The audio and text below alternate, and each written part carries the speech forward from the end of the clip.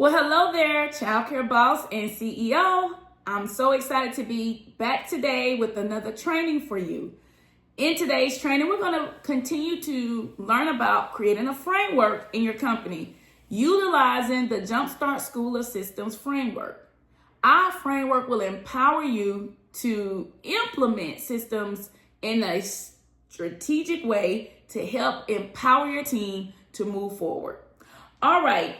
Our foundation system is critical to your growth. And I'm going to teach you how to use this framework to implement your foundational systems. Are you ready? Okay, I have my handy dandy notes with me today, so I may look down, but it is so that I can ensure that you get the best and most information possible. All right. Step 2 of your framework to creating your foundation systems is to create. That's right. Write this down because it's very important. What I've done thus far is I have instructed you on the standard for creating systems in step 1, which is to create a plan.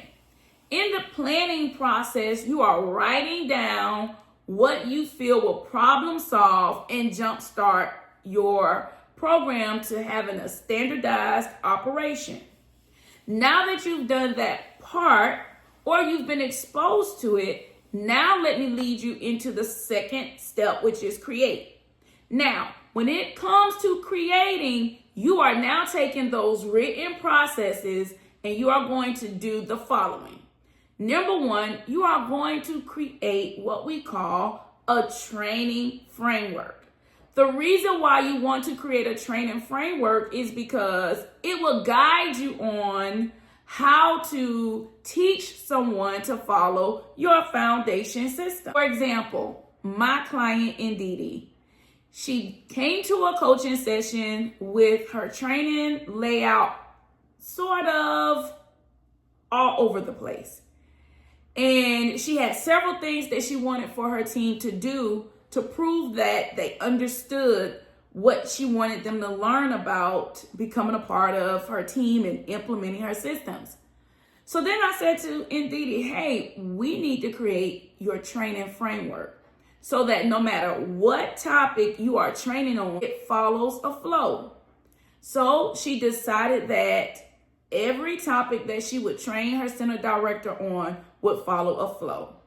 The center director would have a one-on-one training, then an in the classroom or in the environment application training, and then a scavenger hunt, and then they would end the training at the end of the day with a survey and also a test so that that person could show and demonstrate their knowledge. You see that? That is a training framework. So every topic, this is how she took the new hire through learning her processes and systems. So that is a part of your creation step, to have your training framework. All right, then the next one. Once you have a training framework, it's so important that you utilize your cell phone or some type of camera to capture images detailing your foundation system of how something should look once set up according to your standard. Let me give you another story.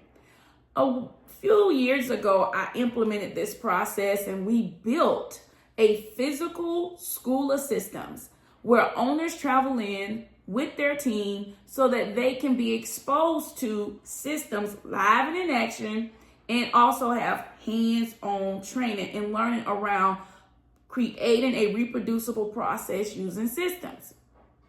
So while I was in the process of putting together the school of systems, I went into my local Dollar General. I saw this paper hanging from a shelf. So I walked over and I looked at it. And much to my surprise, the same process that I teach my clients was being utilized in Dollar General. It was this document that was a tear sheet out of a workbook.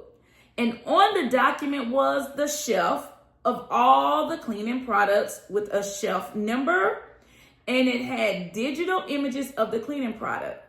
And the cleaning products was placed strategically on the shelf. So I could see where all my Pine Sol, Clorox, and all of my other household cleaning items that I use for the school of systems to keep it clean, I could see on this document how that item was placed on the shelf and how the stock member was able to just pick up the paper and follow the system. Not only did it have the images of how the item should be placed on the shelf, and not only did it have the number of the shelf so that the stock member would know what shelf to put it on, it also gave the quantity.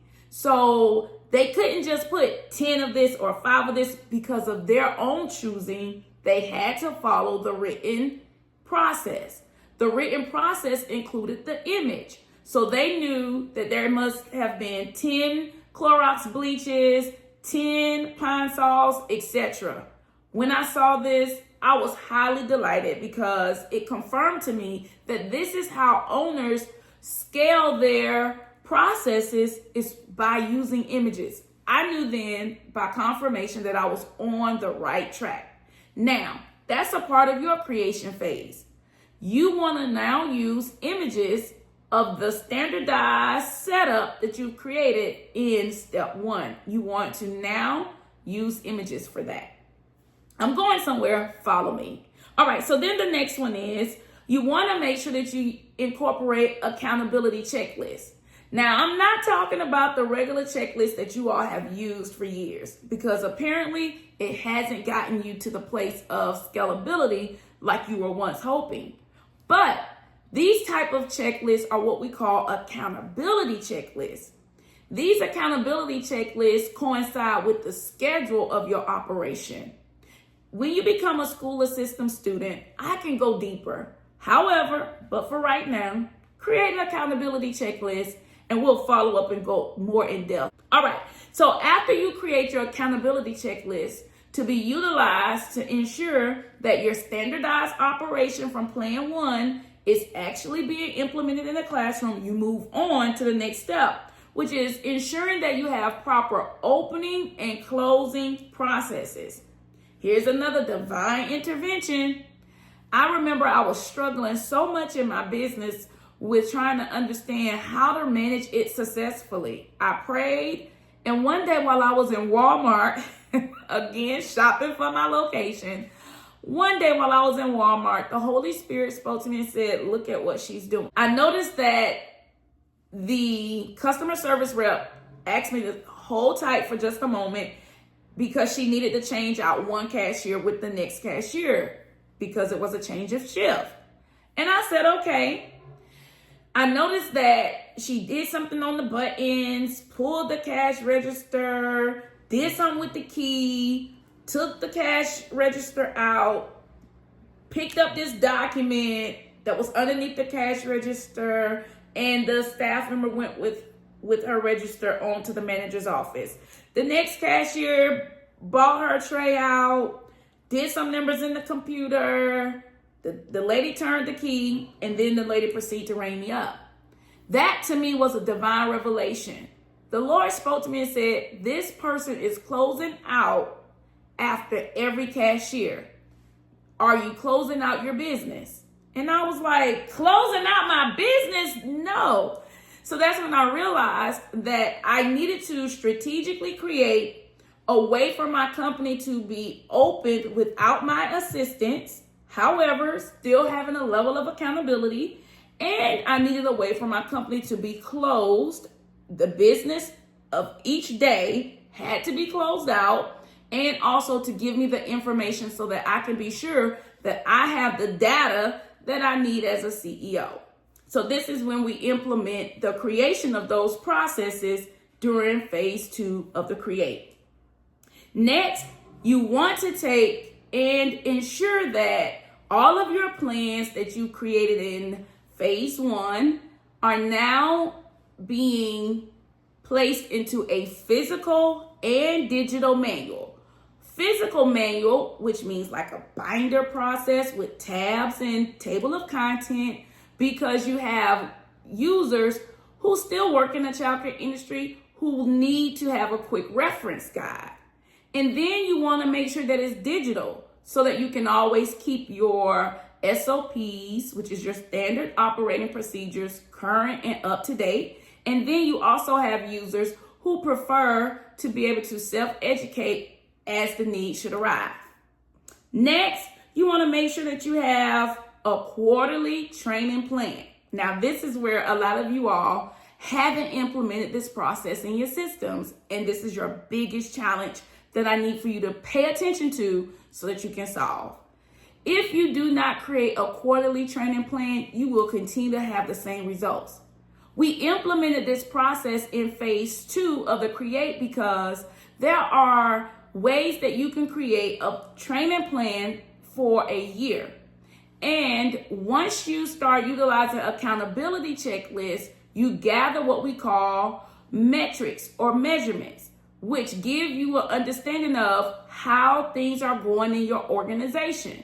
You then take that data and you create what we call a key performance indicator. For example, on your accountability checklist, if you have provided this checklist to 5 of your classrooms, and out of the 5 classrooms, only 2 classrooms close out the classroom correctly using the accountability checklist, that means that you have 3 of your classrooms that haven't done the process correctly. So now when you receive your reports at the end of the day and you look at your reports, it gives you data to say, okay, I have some classrooms that aren't following the closeout process that need more training. You then can take those indicators from your closeout checklist of whatever their struggles are, and you can implement a training program or a training class around those topics to continually educate your team on following your processes and systems. When you do this, it will empower your team to go through the indoctrination phase of truly laying aside their own ways of doing it and submitting to your ways. Now, if they choose not to follow your process, it's easier for you to recognize that you have a staff member that's resistant, and you can then follow your employment process. However, if you utilize the quarterly training plan, you will then empower your team to have more results in your company. Before I close out today's video, I do want to give you a testimony. I remember when I started implementing the quarterly teacher training plans in my company, and my staff would say things like they feel empowered, they feel like they have direction, they feel like they can do it. How many of you have had team members who just felt like they could not meet your standard?